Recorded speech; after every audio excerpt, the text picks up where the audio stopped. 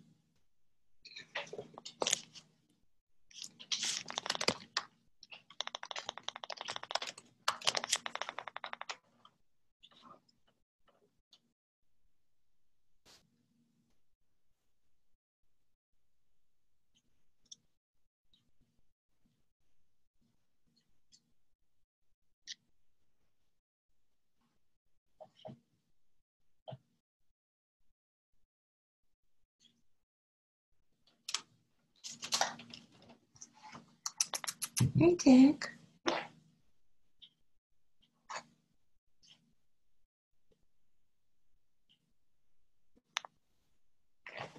Hi, honey.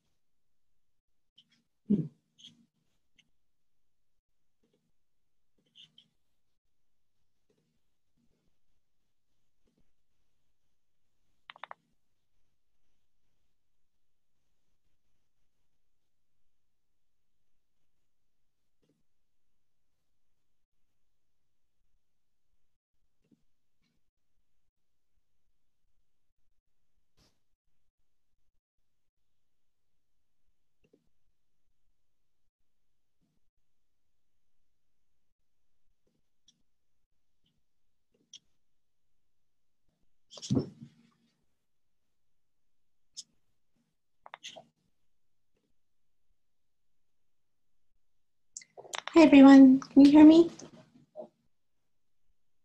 Okay, there's no one there yet, but we're recording. Sorry for the dead air. Just wanted to log on a few minutes early. Okay.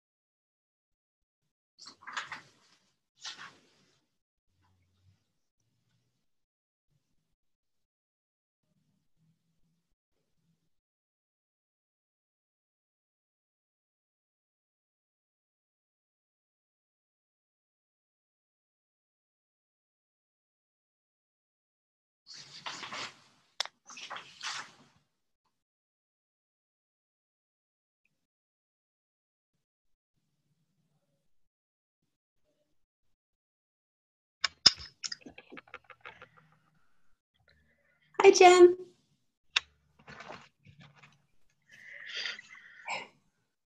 Hi, Becca. Hello. Can you both hear me? Yes. Jen, can you hear me?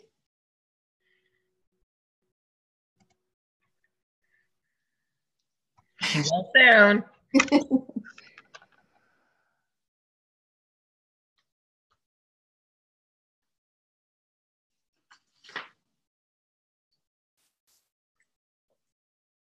Hopefully others will be joining momentarily. Becca, you muted yourself, hon. Isn't that nice? What, shouldn't I mute myself more? Alachua said that she is in a lunch meeting that went long, Okay. but she will be here soon. Okay, thanks for letting me know. Tema, I know, has been battling a bad flu, but plans to be here.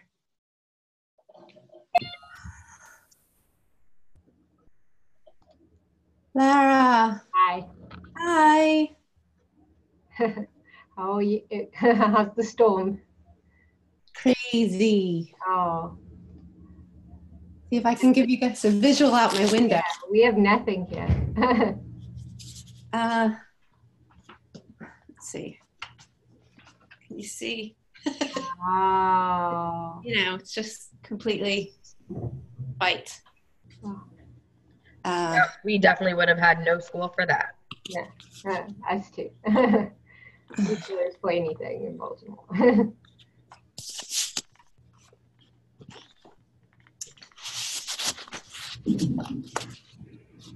All right, well,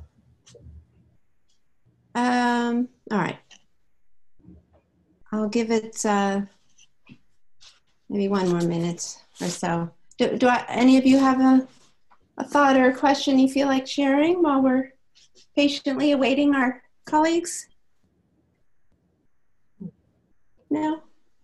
Well, I presented yesterday. It was interesting. I was asked to present at an early childhood conference that we have here in Baltimore every year for all the Jewish preschools. I think there are probably a few hundred participants. I had about 30 people in my session about being welcoming and inclusive to interfaith families. It was really interesting because, you know, even within the more orthodox, you know, schools that we have here, there's always a lot of diversity, and you know, sometimes it was really on the teachers. Some of them were really struggling themselves with the term of so everything that we discussed, you know, about intermarriage and interfaith was very relevant, because some of them were interfaith themselves or had converted and were teaching kids of all different, you know, spectrums, and how to be, you know, understanding and to still, you know, teach the Jewish values and some of the practices, you know, and to use Hebrew names and etc. It was a very good discussion. So yeah, that was helpful to have, you know, gone through that this week.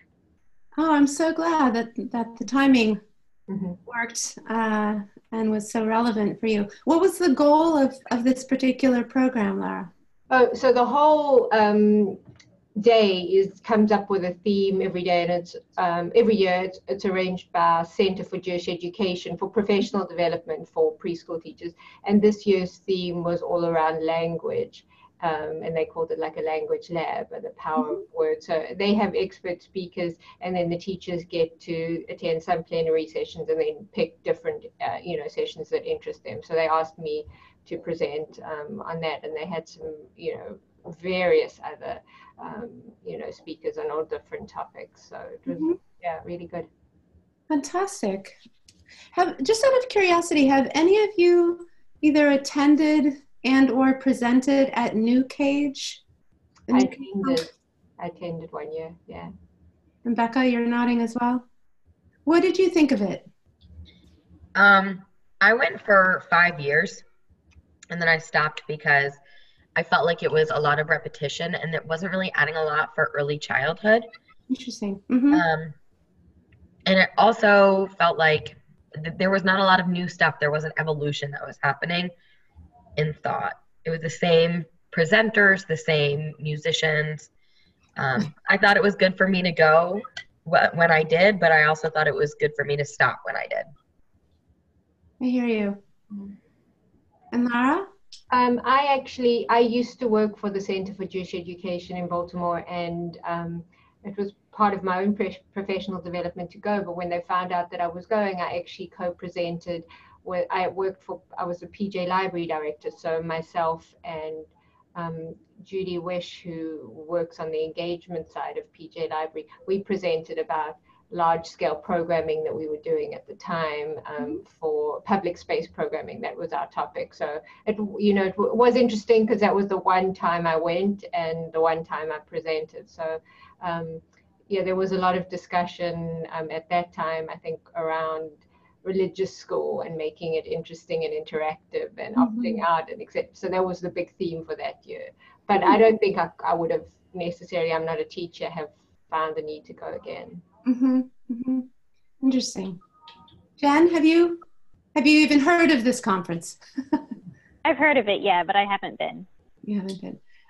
Well, I have never been either. However, it looks like I'll probably be going this year, and it sounds like they would like me to do a fair amount in terms of teaching about what we're learning about, specifically about interfaith families and engagement, some of my own research, potentially a workshop that focuses specifically on the December holidays. So, which, I'm delighted that they're interested in what I've been learning about it. And it's, because I've never been, it's one of those, I'll learn as I go about the conference and who attends, and I look forward to meeting people there.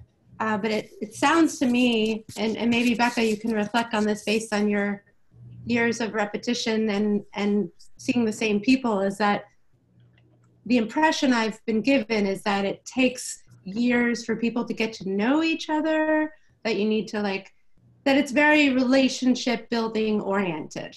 And so rather than popping in and out, as one sometimes does at more academic conferences, or due to lack of time or funding or what have you, that it's important to go and really be present for as long a period of time as possible, and to engage with as many different people in as many different ways as possible.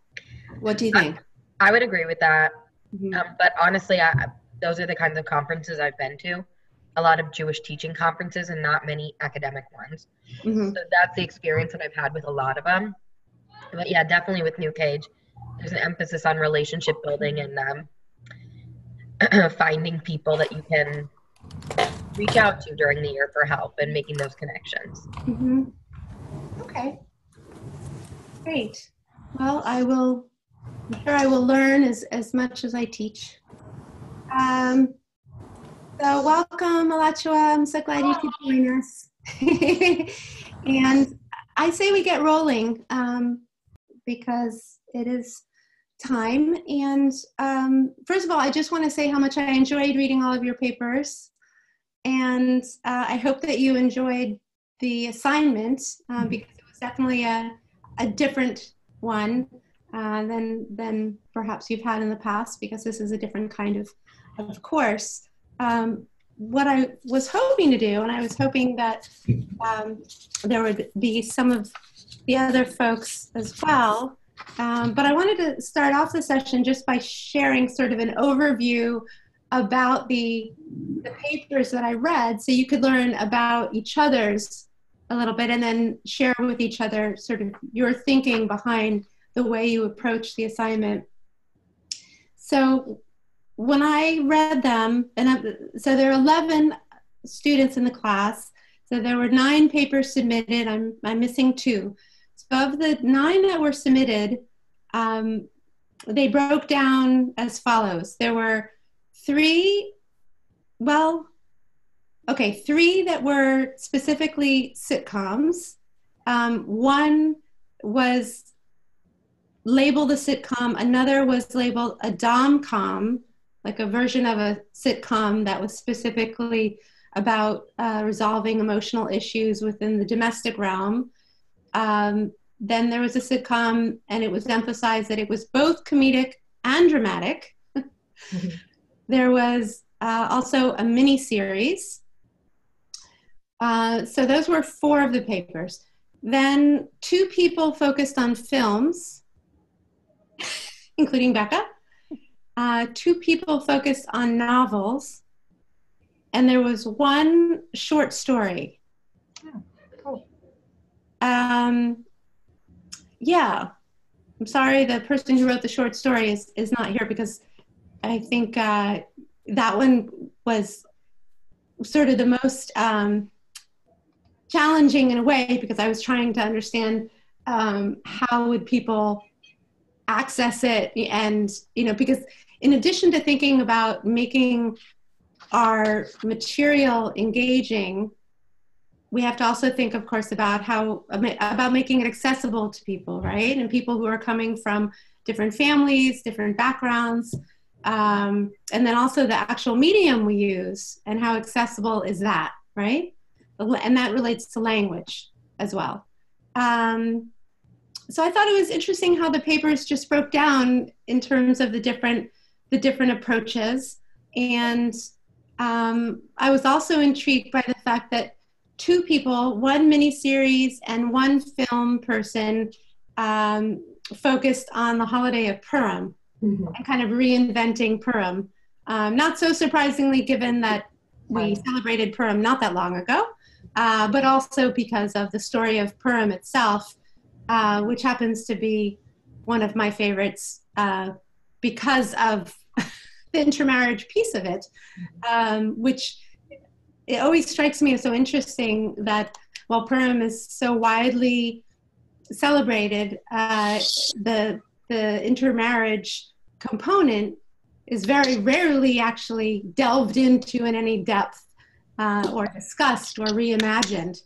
So I was particularly pleased to see that 2 folks took that on and reimagined the Purim story.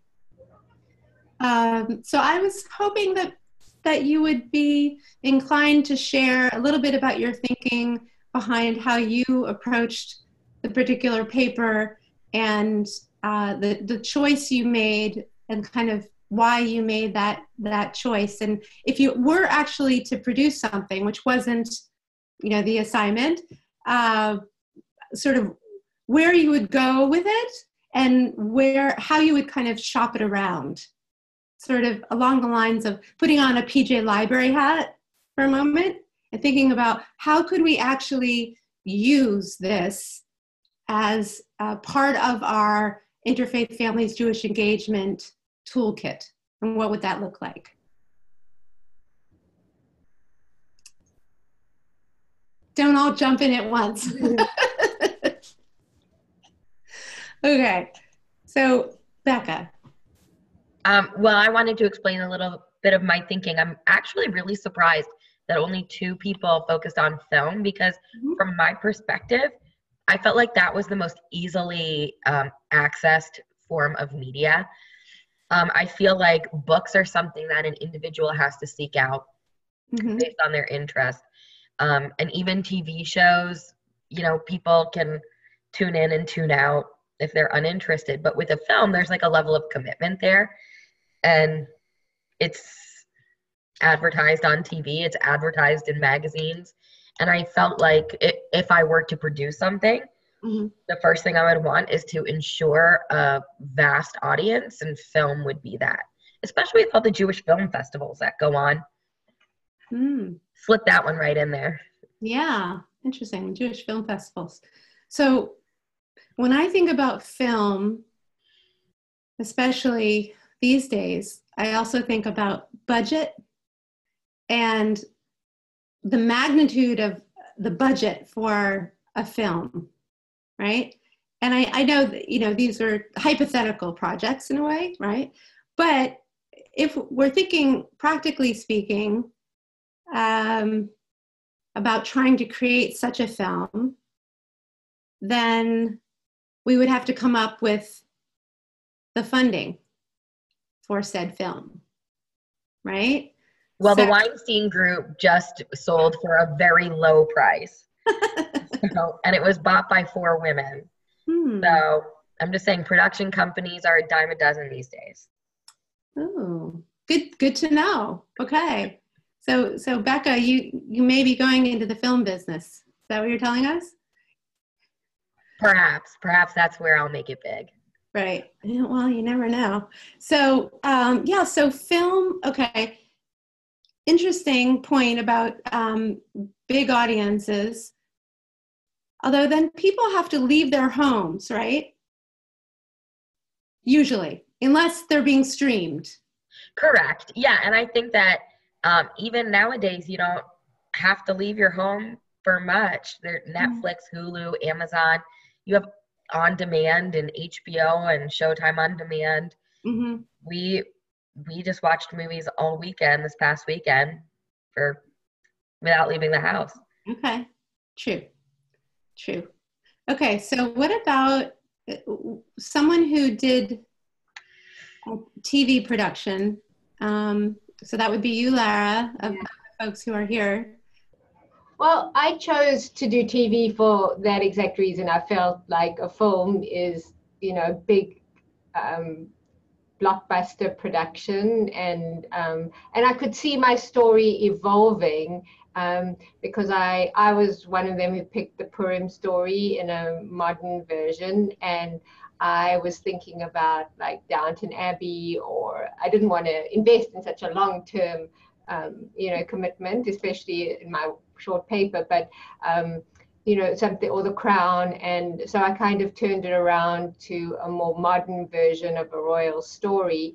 And I felt like 6 episodes could probably get me a good taste of and I could wrap my head around that kind of story. So that's why I chose like a mini series. I realize people don't commit often to long productions and to watching, unless they really are captured. I watch a lot more TV than I do films, because until my kids are, independent enough, we get out once in a while. So we watch more TV, and on demand we also, it's more accessible to me. So thinking about, okay, the mini series, and then kind of comparing that with the idea of either a novel or the short story, I'm wondering, how would people find, we know how people would find the film and the television, whether it's the sitcom, the dom-com, the miniseries. How would we make a novel or a short story accessible to interfaith families, and how would we encourage them to then, how would we use that to then encourage them to engage in Jewish life and learning? Jen, Noah? Yeah, I feel like... Okay, I won't talk over you. Go ahead. No, it's okay. Okay. Yeah, so when I was writing a novel, it was really more from the perspective of just the medium I'm most comfortable with, and also just really feeling most connected to the readings that we've been doing, particularly like the half-life stories, and wanting to show the complexity of people that I feel like don't always come across on the screen. And the marketing piece is something like I'm struggling to try to think of ideas to come up with, because I feel like not a lot of people would necessarily buy a book and sit down and read the whole thing. But I think having it available in a lot of different places would be like a good start. If it's in synagogue libraries, if it's in bookstores, if it's available like audiobook and online and that kind of stuff would be good. But I'm not, as far as discussion, like maybe it could be part of a book club or part of like a more long-term class where people read and they discuss. So yeah, those are my ideas on that. And there is the Jewish Book Council, where authors go and you have 2 minutes to pitch your book to Jewish communal professionals from all over the country. And I think the books that then end up getting invited to JCCs are the fiction, or the cookbooks. Or I remember seeing a cantor who had written a cookbook, and he kind of for 2 minutes, he's saying about the book. So the more kind of entertaining it is, certainly the better. And I hear you about having it be something where the characters can really evolve. And also then, it becomes part of the American literary canon. It becomes, you're sort of seeding and fertilizing the field of literature with works that are, to this day, still sparse, to my mind. Noah, what was your thinking behind your short story? Well, one of the things that I thought about was that when writing, one needs to have the audience in mind. And I think the audience for this particular kind of production, whether it's a film or a novel or a short story, is fairly specific. These are people who either have a personal or an intellectual interest in intermarriage. Now, with a movie or a television show, you can add entertainment elements that, may pull in people who otherwise aren't interested. A television show like Mad About You, which is enormously entertaining, even if you never think about the religions of the respective spouses. But I would expect the readers of a short story in particular to have an interest in intermarriage and to at least be somewhat familiar with what some of the issues are. So I'd expect to place it on, for example, there are websites that deal with Jewish family issues. There are websites that deal with specifically Jewish issues. And of course, there are short story sites, but those deal with a more general audience. These days, it's getting harder and harder to get into books. Print magazines are kind of falling by the wayside. So I would expect to put it on a website or multiple websites if that were possible. As far as the issues I was trying to communicate, one was that if you have an intermarriage, in the absence of parental commitment to raising the children one way or another, you're basically just leaving it to chance. You're going to get what you're going to get. Now, it can turn out very well or not.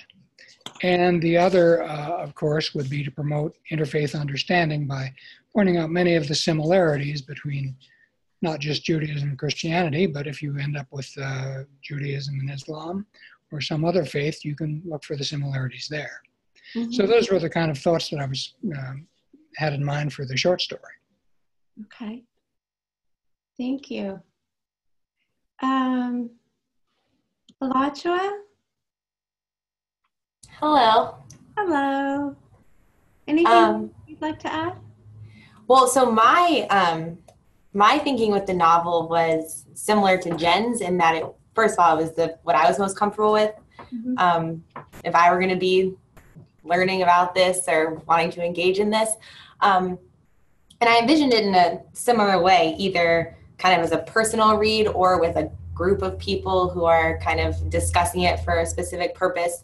Because I was thinking about like my friend group or even like my husband, and I'm in an intermarriage, saying like, do you want to go see a movie about this? And I think he'd be like, no, not really. So I was thinking like, okay, this is something like I would do like for myself or like do in a group of people. But then another really big thing for me, just being honest with this assignment, is I thought about doing a movie, but then I decided that if I did that, then I would want to talk about like Jewish looks and like that whole thing. And I was like, I don't have room for this. I can't bring this all into this. So I'm going to write a novel. Got it. Because I was like, oh, I could go off in this whole direction too. But then I like scaled it back and did a novel. Okay. Well, a couple things that all of your comments have inspired me to share, to mention. One is this idea of what we're comfortable with. And part of my thinking behind this particular exercise was, and let me just preface what I'm about to say by saying that I give all of you tremendous credit for putting on fictional hats, because I personally and professionally either have never really flexed those particular muscles. Like the whole idea, as a trained historian, the idea of fiction is kind of foreign to me. And I'm always thinking, and there are people who write fictional histories, fictional novels. Historical fiction, but folks who write pure novels, I'm like, that impresses me because it's not how my brain works, or at least hasn't worked to date. That's my cat. So I give all of you credit for coming up with these stories, and part of my thinking behind this assignment is how important it is, and why I someday may force myself to write some fiction, or try anyway, because in order to really grapple with this idea that there is no one interfaith family, right? It's interfaith families, plural, in the same sense that it's good to avoid using the before Jews. It's not the Jews, it's Jews, right? Because there's so many different ways of being Jewish, and there's so many different kinds of Jews. Jews are not a monolithic group. The same goes in terms of trying to think of ways to work and inhabit other spaces mentally. So that was part of what you each did in this assignment. And then a point about novels and about short stories and writing, and which I didn't notice in any of the papers. It wasn't in the prompt, and I wasn't looking for it, but it's something that I think we need to bear in mind, which is the gender piece. And by that I mean, I'll share with you something I heard on the radio this week. It was an interview with folks who write romance novels. And one of the authors was talking about how her audience for her romance novels has always primarily been female. I think romance novels are more often read by females than they are read by males. But it also has to do with the way that it's marketed. And she was talking about how all of her books, Noah? In the book business, the novels that you see about men going around the world and shooting things up and blowing things, those are called men's romance. Right. Romance. So, yes. But it's the corresponding genre for men. It is. However, this author's point was that because her books always had covers that were feminized, there was a pink ribbon, or there was something frilly or lacy, that men were less apt to pick them up. And that when a piece of her romantic writing was published in the New Yorker, and the illustration was not feminized in the same way. It was sexualized in a different way, but it was a photograph that was not explicit. It was more implicit, but she got a ton of fan mail from men. And what she realized was that, or she thought, her interpretation was that men actually, because of the comments that she got about this particular love story she had written about, was that men were hungry for romantic writing. That, our assumption, I'm including myself in this, as somebody who's spent years working on men, and heard, men won't talk to you, they're not good communicators, they don't want to do that, they don't want to go to that movie, even with their spouse who suggests going to the movie, was actually that men did want to read romantic novels, but that it almost was like it hadn't been offered to them. It wasn't even on the menu. But once it was on the menu and it was packaged in a way that they could get without feeling emasculated, perhaps, then it was more acceptable to them. Becca. I almost think that with the advent of the Kindle and Nook and e-readers, it would become more accessible for men or for people who don't fit into a typical group to branch outside of that group. Just because then you're anonymously reading. So if it's something that interested you, you would have more access to it. Very true. Very true. I mean, less Fabio on the cover of your Kindle. Right. There were a couple mediums or approaches to the assignment that I was thinking of that didn't come up, that folks didn't choose. Maybe if they're, if we had a class of 30 people, it would have, but they didn't. I'm wondering, can anyone think of another approach that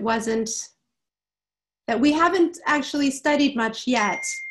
So it wasn't among the things that we've looked at. So that, which was part of what the assignment asked people to reflect on. So that it's fine that it didn't come up, but to just sort of move on from this particular assignment to think about other ways of approaching. Alatra? Like a podcast or a radio show, something like that.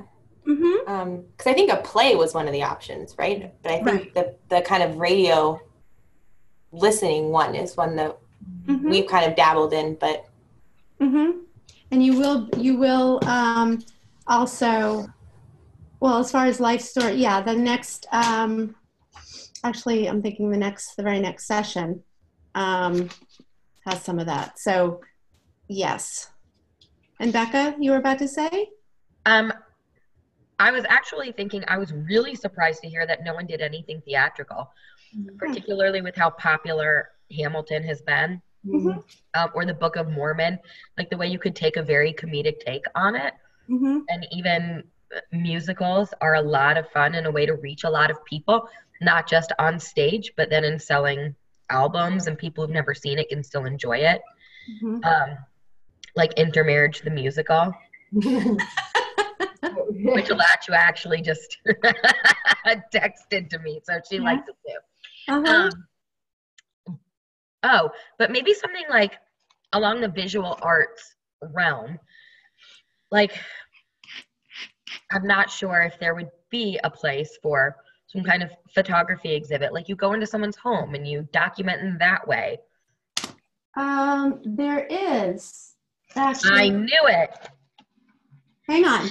I'm actually reading a book right now called Uncovered, and it's about a woman who leaves the Hasidic movement. And I'm at a point in the book right now where she's talking about how she teams up with a photographer who went into a mikvah and was taking pictures, like modest pictures of women in a mikvah to show what that spiritual experience is for women. And then they wrote a book based on it. So got me thinking. Yeah. I've also seen books, photography books that focus on tattoos. The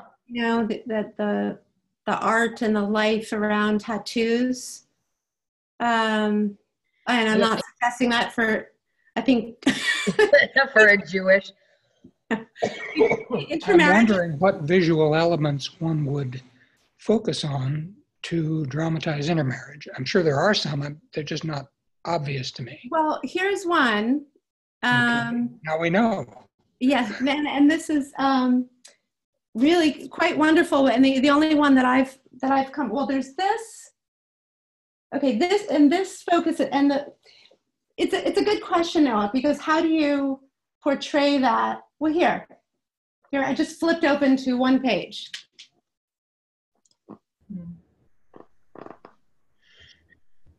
Okay, so, and there, it's, some of the pictures I feel like don't at all. Oh, here's something interesting. Kind of, they aren't human, but it still gives you an impression, right? So this is, and some of these photographs. Well, here's the interesting one. I mean, there's only one person who's actually in it, but she's looking at family images, right? So there are lots of different ways for those who are, you know, visual artists. I think that skipped a generation in my family. Here's another mother-child one. I mean, getting into children, and there's one. So this is by Yael Ben-Zion, wonderful photographer. And then there's one focus on children. Where is that? So here it is. I think the interracial ones are easier to show. And I mean, because, you know, Jews and everybody else, we look the same, pretty much, unless you're. Wait, did I hear correctly that you said Jews do look the same? Jews and everyone else, we all look the same. We look the same as Catholics or anybody else. So it's a little harder to convey that visually, unless, you know, you're hardcore Orthodox. I think like within a society, but I mean, my grandmother is Italian and Catholic, and I really don't look much like her. And the nuns she works with are French and Indian, so. No, is your point that we're all human beings? No, my point is that Jews don't necessarily look any different from anybody else. I mean, the example that I always remember is in the high holiday services. One time I was sitting behind a family whose young son was about to be bar mitzvahed. And, you know, he was a typical Jewish boy, you know, blonde hair, blue eyes, light complexion. You know, there is no way that we look that's different from everybody else. I mean, so it's hard to convey visually that one person is Jewish. I mean, if you didn't tell me, for example, in Mad About You, which is one of my favorite shows, it just never occurred to me that, okay, one of them is Jewish, the other isn't. Right. So unless you tell them. Yes. So to your point, I mean, that is, now I better understand your point. Yeah. And that speaks directly to the incredible challenge of finding the, you know, quintessential image or illustration for book covers. And I experience that myself with my books. I'm trying to convey that, which is one of the reasons why the book Still Jewish just has this challah with two hands kind of pulling at it, you know, to suggest this kind of tension. But, you know, like you're saying, how do you get into the different faiths if we're focused on faith? If it's ethnicity, culture, race, then that is more easily made visual. I mean, when I was growing up, we weren't religious, as you know, but my default assumption was everybody was Jewish. I mean, just until I started thinking about it. So that's so interesting because, you know, from the perspective of Jews of color or Jews of mixed race, their experience is not always with folks who are open-minded in the same way as you are, Noah. You know, their experience have included being assumed not to be Jewish, specifically because of the way that they look. And for example, I'll share with you a book that I just finished reviewing, which is, it's called Beyond Chrismica, the Christian Jewish Interfaith Family in the United States. And I'll share my review when it comes out, but, and this, no need to rush right out to get this book. No, I think you mentioned that on the forum maybe a couple weeks ago. I might have. It's coming out, it's being published, I think, March 26th. It may be on a future syllabus, but in this book, you know, there's a little boy whose father is African-American, mother is Jewish, and they're being raised in a predominantly Jewish home. However, he is experiencing, comments about or questions or disbelief that somebody can be Black and Jewish. That somehow, if you're one, you can't be the other. And unfortunately, I mean, we're making progress, but we're not at the point where people don't see color anymore. Well, it's just part of the human mind that we like simple categories. Here's category A, here's category B, and we like to put everything in a box. Well, fortunately, as humans, we have the capacity for complexity and nuance, and we're making progress toward that, but we're not as far along as we can be. And when somebody asked him if it was hard to be a Black Jew, this wonderful little boy's response was that he thinks it's hard to be a Jew, period. But in any case, so the visual arts would be another medium with its own challenges. And sometimes I'll post something on Facebook. Multiple times there have been comments that push back against the image that's used with it. I've done some of that myself, particularly when, for example, the Jewish Daily Forward uses and reuses a photograph of Arthur Miller with Marilyn Monroe to, over and over again, as if that's the only illustration for interfaith marriage. I haven't seen it recently, so I think, recently as in the past couple months. Nobody knows who those people are anymore. So in addition to visual, there are a few other approaches. Well, you had mentioned, and we had said PJ Library, so we didn't talk about children's books, and because I think that's, for me, from my experience, a very accessible way to reach, mixed families, interfaith families. And there are a few, I think I probably have copies in a drawer here. Yes. Books that have looked at, interfaith, Christmas, Hanukkah, Shabbat, and and those and the holidays from their perspective, and then introduced it in a much more subtle way. So yes, children, there are a lot of teen novels as well that my daughter has picked up recently. Are You There, God, It's Me, Margaret? Yeah, by Judy Blume from the 1970s was one of the early ones. And that book I just mentioned does analyze some of the children's literature, and the PJ Library more recently, as well as other publishers. I mean, they're not a publisher, but other projects.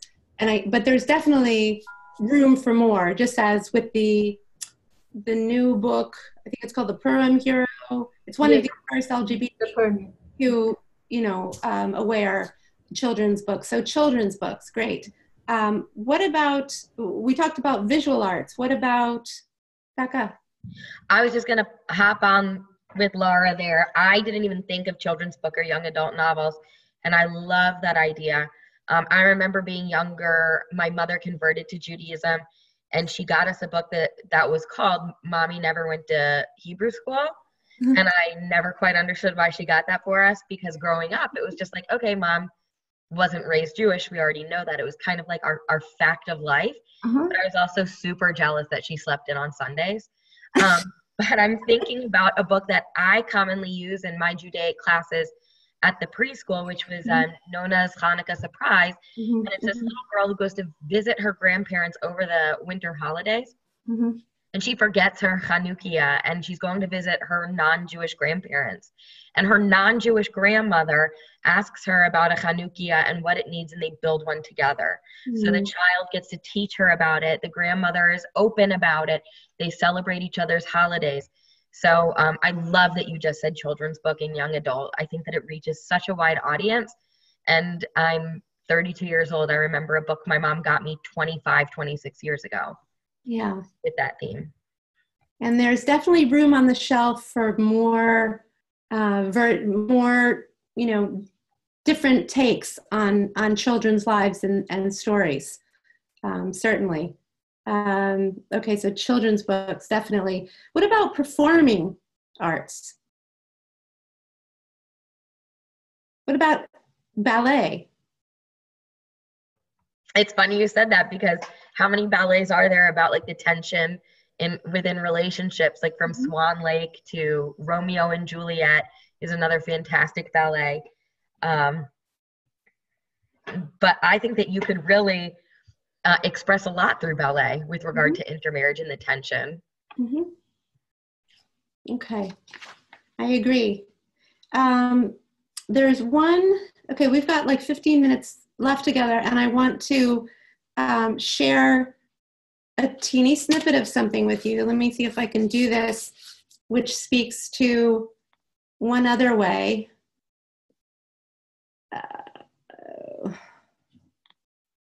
Let's see. If I share my screen, bear with me 1 second, please.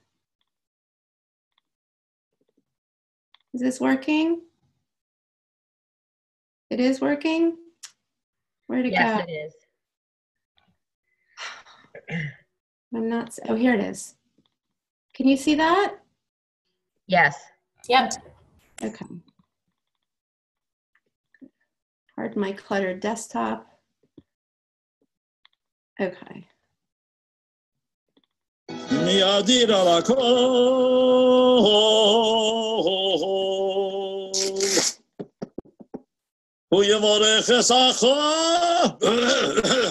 Well, let's do the ceremony.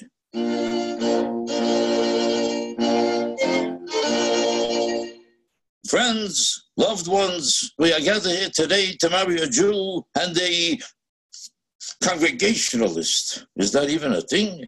And now, let's continue with this mockery. You're not my ring bearer. What happened to the monkey? I locked him in the Torah room.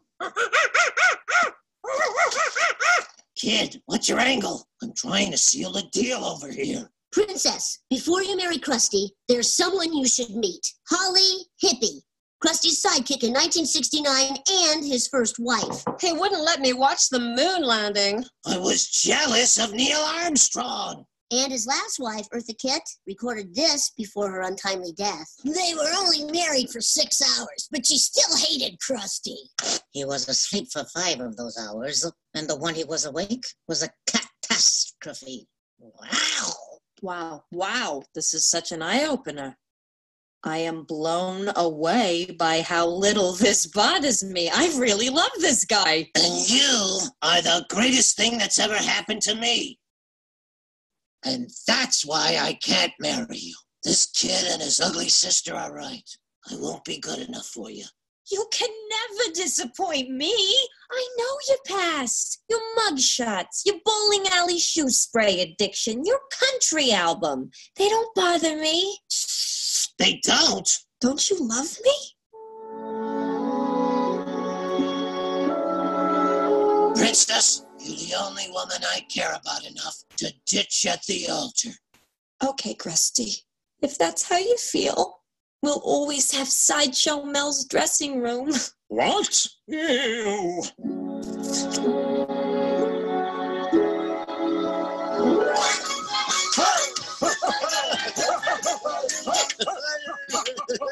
Weird. Okay. So, Was that Jackie Mason doing the rabbi? pardon? Was that Jackie Mason doing the voice of the rabbi? I don't know. Sounded like him. I don't know. So cartoons. Yeah, cartoons and satire, I guess, like is something that I didn't think about. Yeah. And Satire is so hard though, because there are people who get it as satire and can appreciate it as such, and then there are some people who take it seriously. Offended, yeah.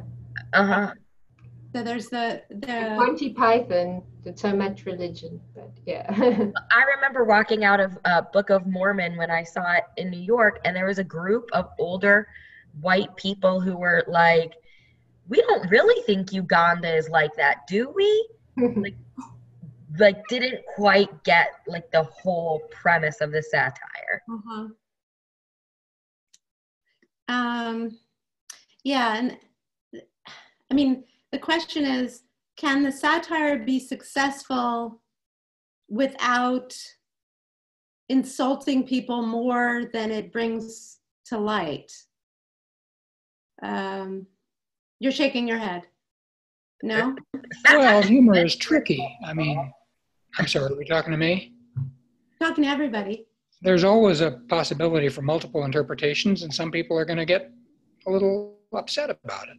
Mm-hmm. To be honest, the only humor that's absolutely safe is humor that is funny. Humor that isn't funny. Mm-hmm. Intermarriage itself could offend people. So no matter how it's approached, it could be offensive. I guess taking some kind of satirical look at it would help make light of that. Mm-hmm. But if it's satire, the purpose is to offend without being offensive. It's like you walk that line because you can say it's satire, it's supposed to. It gives you kind of permission to say a little bit more than you would be comfortable saying in another mode. Mm-hmm. I almost feel like you have to be, I like satire as a medium. I think it's funny. I just like it.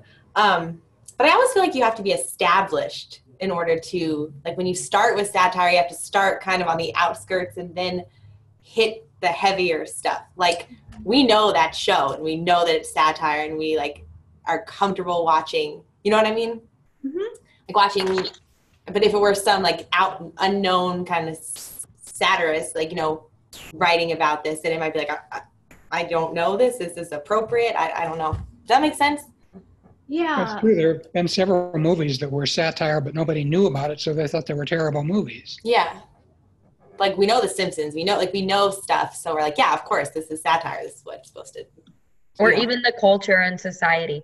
Like if that was being played in France, mm-hmm. then it might be interpreted and taken in a very different way.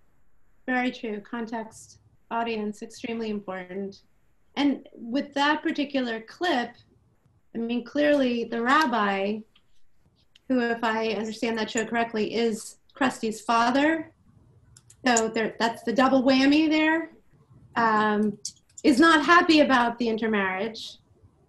But if he was married to Eartha Kitt, then there was another marriage, or two other marriages. I mean, were they all intermarriages? You know, what kind of marriages were they really? And then the fact that the rabbi and his sidekick there, I don't know if it's a cantor or who it is, you know, this little victory dance at the end, you know, that it didn't go through, is kind of telling.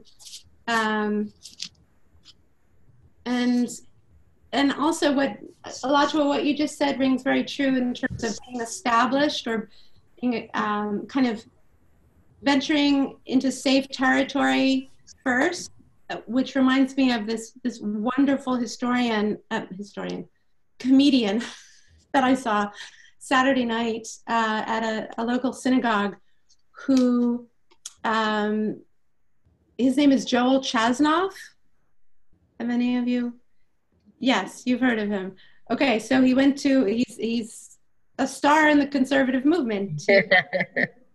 Solomon Schechter Day School in Chicago, where he grew up. He's lived in New York and Connecticut. He served in the IDF after college, made Aliyah, is now married to an Israeli woman, has 4 children. He was like the best Jewish comedian I've ever seen live, certainly. And at one point, I'm always on the edge of my seat wondering, will the comedian say anything about intermarriage? Anything. More often than not, I hear something that's just, you know, they don't quite get it. Like it doesn't quite, there's something about it that rings hollow, or that doesn't make sense, or it's not funny. The joke that he told was about growing up with, and I'm sorry, I'm not funny, so it you can tell it the way he told it. But he was talking about growing up with a cousin who was the child of intermarriage. And he said his half Jewish cousin. So that was already kind of loaded, right? And then he proceeded to say that he did become a bar mitzvah. So then there was that sort of moment of like, you could tell that the audience was relieved for a moment, which was just enough time for him then to deliver the next line, which was, we gave him $9.